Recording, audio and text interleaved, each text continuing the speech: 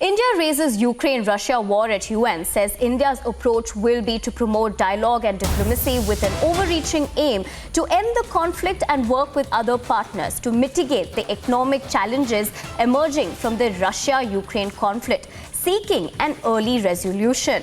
Now, this is the news that we have coming in terms of India raising Ukraine issues at UNSC. Now, India has raised this concern, the Russia-Ukraine crisis at UN. What we're learning so far is that India has raised Ukraine-Russia war at UN. Let's listen into what information we have regarding this developing story. In terms of diplomacy, India continues to advocate for an immediate cessation of hostilities and an end to violence. We encourage talks between Ukraine and Russia. Prime Minister Narendra Modi has himself more than once spoken to them in this regard. 2. The ground situation calls for sustained prioritization of urgent humanitarian relief.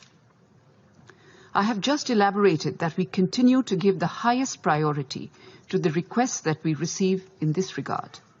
We also reiterate the importance of the UN guiding principles of humanitarian assistance. Humanitarian action must always be guided by the principles of humanitarian assistance, that is, humanity, neutrality, impartiality, and independence.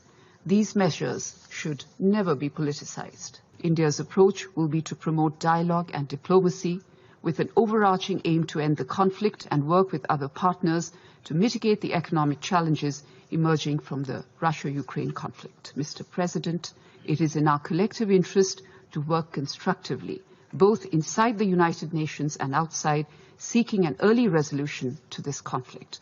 We continue to reiterate that the global order be anchored on international law, the UN Charter, and respect for the territorial integrity and sovereignty of states.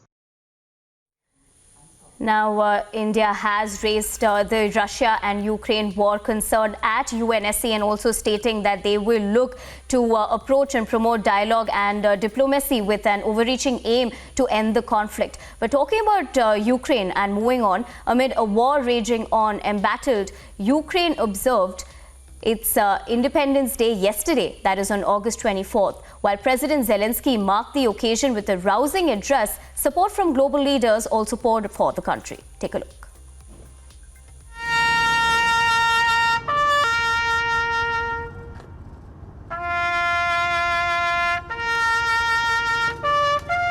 As Ukraine marked its Independence Day on Wednesday, the 24th of August, Ukraine's President Volodymyr Zelensky and First Lady Olena Zelenska laid flowers at a memorial dedicated to Ukrainian soldiers killed in the Donbas region during the war.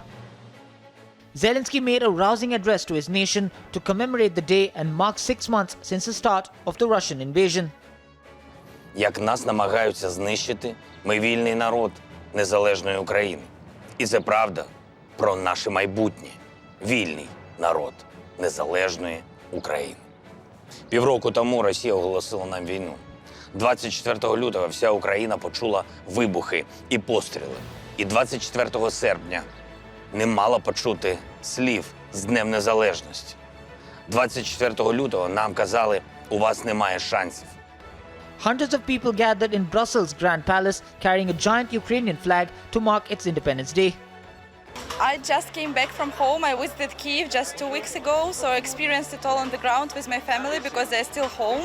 It's very scary, but people are different. People are very determined. People are very gathered together. They are united, and we all believe in our victory. And we really need Europe to still support us and to stand with us till our victory, to celebrate together.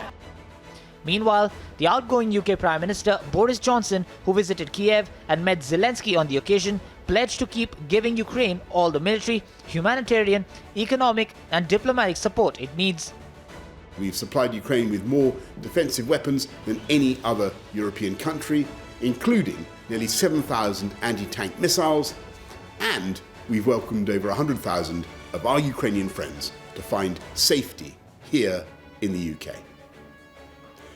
One day, Ukraine will come through this ordeal and achieve victory. And when that moment comes, as it will, we in the UK, will be even prouder to be friends of Ukraine. The NATO chief, while citing the war situation in Ukraine, emphasized on defense expenditure to avert any such threat. It is always more tempting to spend on healthcare, on education, on infrastructure, instead of spending on defense. But when we live in a more dangerous world, when we see the aggressive actions of President Putin against a sovereign, peaceful nation in Europe, Ukraine, and all the threatening rhetoric against NATO allies, then we need to invest more. German Chancellor Olaf Scholz too vowed to support the country in its war against Russia for as long as it takes. Dunkle Schatten des brutalen russischen Angriffskriegs lastet schwer, auch auf diesem 24. August, genau 6 Monate nach Kriegsbeginn. Unsere Herzen sind bei denjenigen, die den russischen Kriegsterror Tag für Tag mit ihrem Leben bezahlen, die verstümmelt und verwundet werden. Zehntausende unschuldiger Frauen und Männer und Kinder in der Ukraine. Auch heute wieder. The 24th of August commemorates Ukraine's 1991 declaration of independence from the Soviet Union, even as it currently fights another battle for survival with its neighbor Russia. Agency Report, Republic TV.